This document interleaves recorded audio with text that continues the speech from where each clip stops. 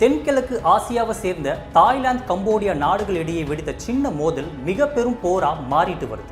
Cambodia மேல Thailand வான்வெளி தாக்குதல் நடத்தியதால இரு நாடுகளுக்கும் இடையே போர் பதற்றம் ஏற்பட்டு இருக்கு. ரெண்டு நாடுகளும் ஏன் இப்படி மோதிக்கிறாங்க, அதுக்கு என்ன காரணம் அப்படிங்கிறத இந்த செய்தி தொகுப்புல பார்க்கலாம். தென்கிழக்கு ஆசியாவில் இருக்க ஒரு குட்டி நாடு தான் கம்போடியா.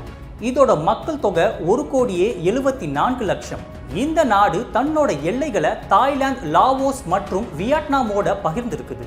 குறிப்பா தாய்லாண்டோட தான் கம்போடியா எல்லைகளை அதிகமா ஷேர் பண்ணிருக்குது. கம்போடியாவை கம்பேர் பண்றப்போ தாய்லாந்து கொஞ்சம் பெரிய நாடு தான். இங்க சுமார் 7 கோடிக்கும் அதிகமான மக்கள் வசிக்கிறாங்க. மியான்மர், லாவோஸ், கம்போடியா, மலேசியா ஆகிய நாடுகளோட இந்த நாடு தன்னோட எல்லைகளை பகிர்ந்திருக்குது. அண்டை நாடுகளா இருக்கிறதால நீண்ட காலமாகவே இந்த 2 நாடுகளுக்கும் எல்லை பிரச்சனைகள் இருந்துட்டு வருது.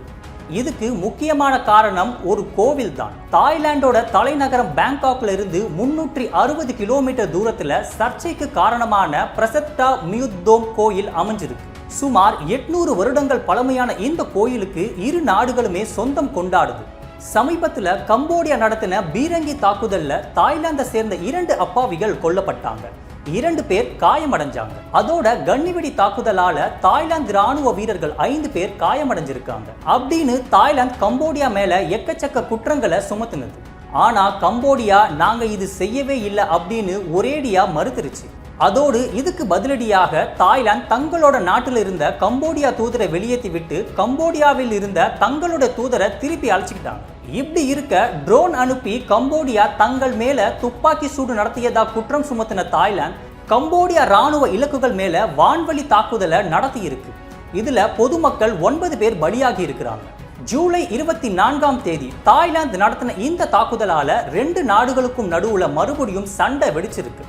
சர்ச்சைக்குரிய இந்த கோயிலுக்கு பக்கத்திலேயே இரு தரப்பு மோதலும் தொடங்கி இருக்காங்க. முன்னெச்சரிக்கையா எல்லை பகுதியில் இருந்து 40,000 மக்கள் தாய்லாந்து அரசாங்க வெளியேற்றி இருக்கு.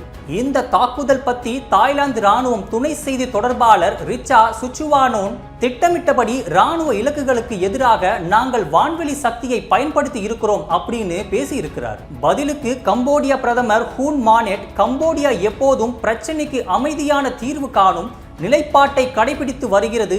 ஆனால் இந்த விஷயத்துல ஆயுதமேந்திய படையுடன் பதிலடி கொடுப்பதை தவிர வேறு வழி இல்லை என ஓப்பனாக எச்சரிக்கை விடுத்திருக்கிறார். இதற்கிடையே தாய்லாந்து தூதரகம் எல்லையில பதட்டம் அதிகரிச்சிட்டு வருது.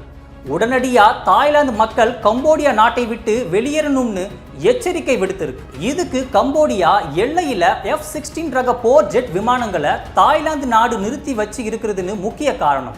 இப்போதைக்கு 2 நாடுகளும் தங்களோட ராஜதந்திரிகளை திருப்பி அழைச்சிக்கிட்டாங்க. இனி கம்போடியா கூட உறவுகளை குறைச்சிக்க போறதா தாய்லாந்து சொல்ல, பதிலுக்கு கம்போடியா தாய்லாந்து நாட்டில இருந்து பழங்கள், காய்கறிகள் மற்றும் எரிபொருள் இறக்குமதியை நிறுத்தியிருக்கு. இதோட எதிரொலியா 2 நாடுகளுமே தங்களோட எல்லை பகுதிகளை மூடிட்டாங்க. அதோடு மாறி மாறி தாக்குதலும் நடத்தியிருக்காங்க. இதனால இப்போ தென்கிழக்கு ஆசியாவில் பதட்டம் அதிகரிச்சு இருக்கு. எப்போ வேணாலும் போர் வெடிக்கலாம்ங்கிற சூழ்நிலையும் நிலவுகிறது. ரஷ்யா உக்ரைன் போர், ஈரான் இஸ்ரேல் போர், இந்தியா பாகிஸ்தான் போர் பதற்றங்களை தொடர்ந்து இப்போ தாய்லாந்து கம்போடியா நாடுகளிடையே மீண்டும் ஒரு போர் பதற்றம் உருவாகி இருக்கு. சமீப காலமாக உலகம் தொடர்ச்சியாக போர்களை சந்திக்க ஆரம்பிச்சு இருக்கு. இதை பற்றி நீங்கள் என்ன நினைக்கிறீங்கன்னு கமெண்ட்ல சொல்லுங்க. அதிசயா, அதிசயங்களின் ஆரம்பம். அதிசயா, அதிசயம் நடக்கும் நிச்சயமா.